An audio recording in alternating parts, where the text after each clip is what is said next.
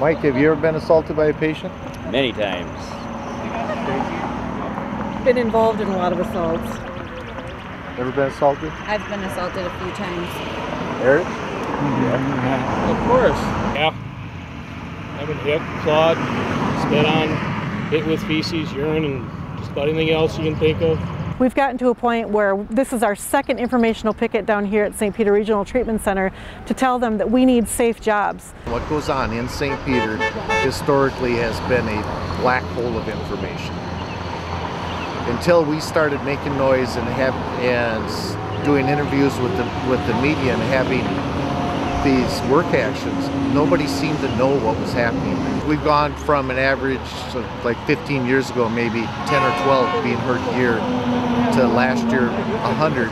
But when I first took this job 10 years ago, we had measures in place that kept us safe, and within the last 5 years those measures have been taken away. People are getting hurt over it because the patients know there is no consequence of their actions right now. They took away protective isolation, where if a patient becomes assaultive or becomes overly upset, that we were able to put them into a room so that they could calm down. I have been there for this 33 years.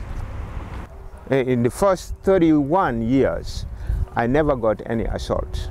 In the past 18 months, 3 times I got assaulted. And not because of the patient, but because of what the directives are. The patient was violent on one unit, was taken to another unit, and was just let go onto the unit. He didn't have any restrictions at that time, and so a week to the day after being moved from one unit to the next unit, he murdered another patient. What do we want? Safe jobs! When do we want them? Now! What do we want? If we're budgeted for 180 security counselors, I want to see them on the floor. We're 50 short right now. Last night I worked on a unit with 5 other staff. 3 of the 5 were putting in their second shift of the day. And this is forced overtime.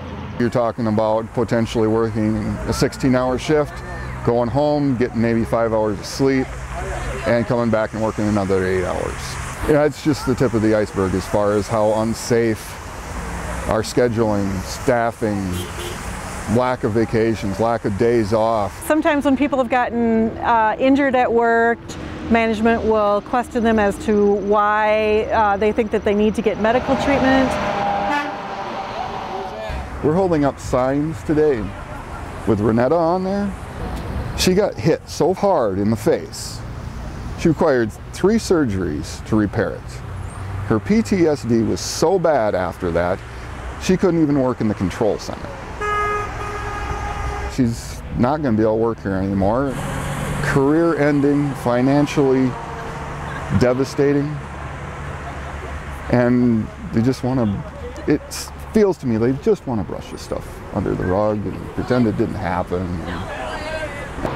My son is 9 going on 10. It would crush me if I couldn't be able to support him. My fiance actually worked in the forensic nursing home, and I worried every day that she was there. What's it going to take for them to protect them? Does someone have to get killed? I mean, it's ridiculous. It shouldn't take a black eye, it shouldn't take a broken nose. The employer needs to make this a safer workplace for their employees.